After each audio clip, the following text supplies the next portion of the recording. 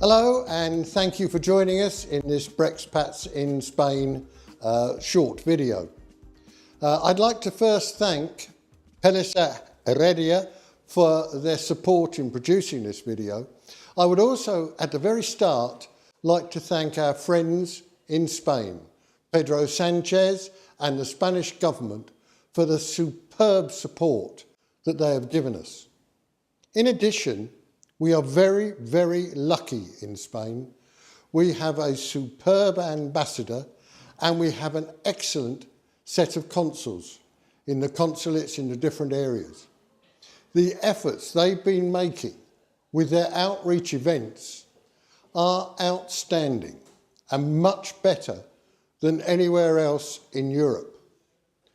BREXPATS in Spain has attended over 80 of these outreach events, with the consuls supporting them in their efforts to get people ready for Brexit. Now, what are BREXPATS in Spain? We are an organisation, a voluntary organisation, formed straight after the referendum. We are non-political. We work solely to support British expatriates in Spain through this difficult process. We do not charge, our services are free, and you can find us at BREXPATS in Spain on Facebook, and brexpats.es is our website. Today I'm going to deal very quickly with a short introduction to what is happening with reference to us in the event of a deal or no deal.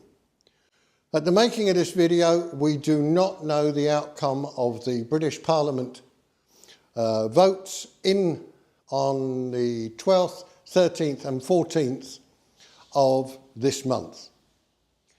Whichever way it goes, Pedro Sanchez and the Spanish government have protected us. In that, you can be confident.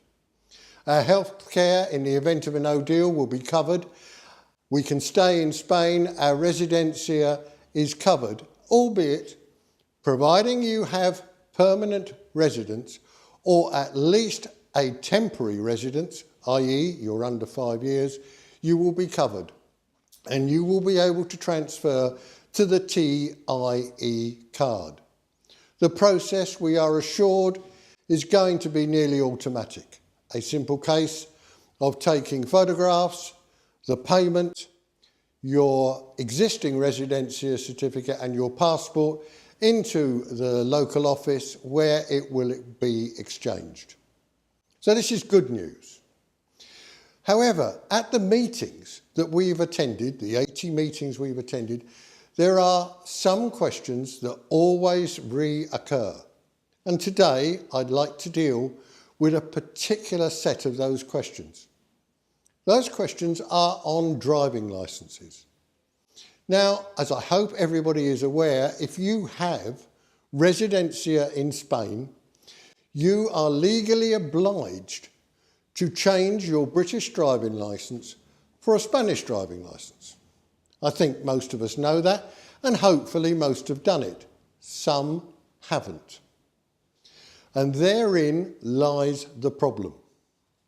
Because under the terms of the Royal Decree, in fact, under any scenario involved with the Brexit, when Brexit happens, you will have 9 months to change your passport.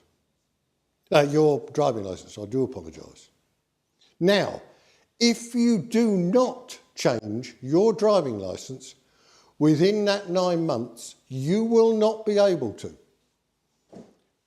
After 9 months, the process of simply swapping your British driving licence to a Spanish one will not be available. Now, what I would like you to do is to think.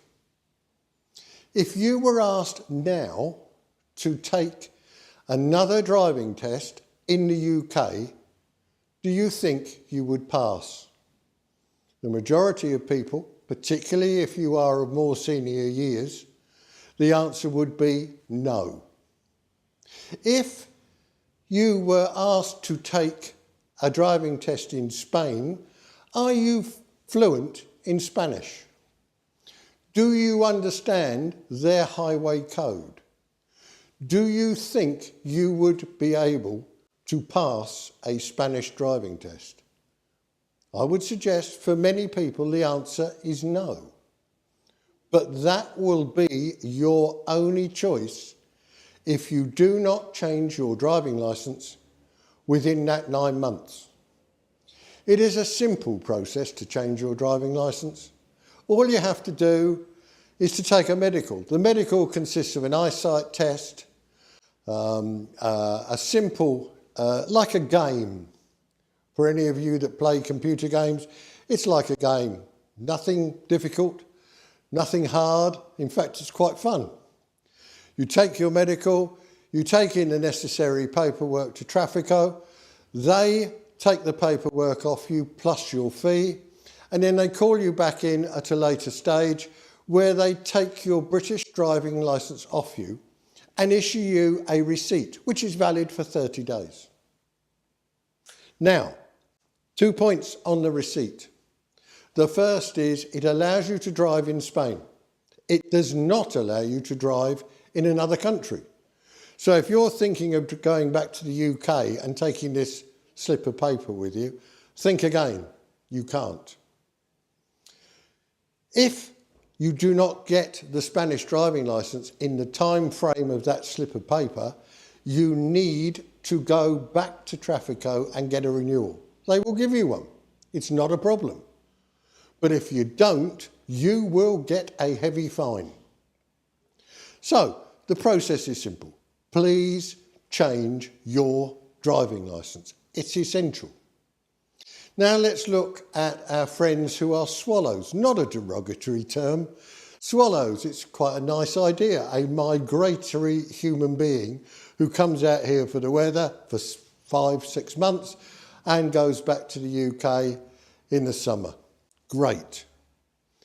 However, many of our swallow friends drive down through France, taking a couple of weeks to get down to their place in Spain and taking a couple of weeks to go back. There are 2 points in this. The first is that after Brexit, France and Spain are in the Schengen zone, which means that you have 90 days when you come into the Schengen zone. And that 90 days starts when you arrive at passport control in either Spain or France. So if you take 2 weeks to come down to Spain, that is 14 days off your 90. If you take 2 weeks to drive back through France, that's another 14 days off your 90. Please consider this. And we've had it said to us, hey, how will they know? They will know. And Spain, in the royal decree, has categorically stated that it will be checked. When you go through passport control, there's an electronic check that says you've arrived in the Schengen zone. When you leave, again, electronically, they say you've left and the days are counted. So please consider that.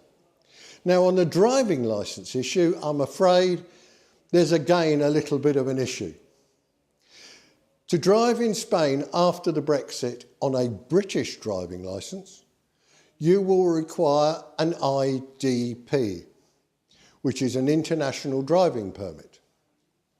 Now, interestingly, there are a number of IDPs, and sadly for us, there are 2 that will involve us if you drive through France.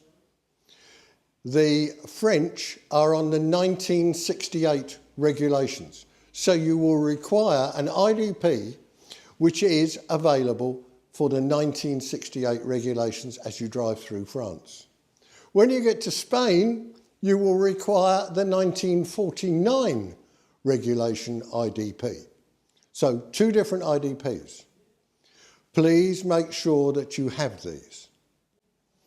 Okay, that's what I wanted to cover today. Thank you very, very much for listening. I hope you have found it of value. Please join BREXPATS in Spain. It's a numbers game. We have 6,500 members in Spain, and we work with all the other groups across the EU on the Brexit process.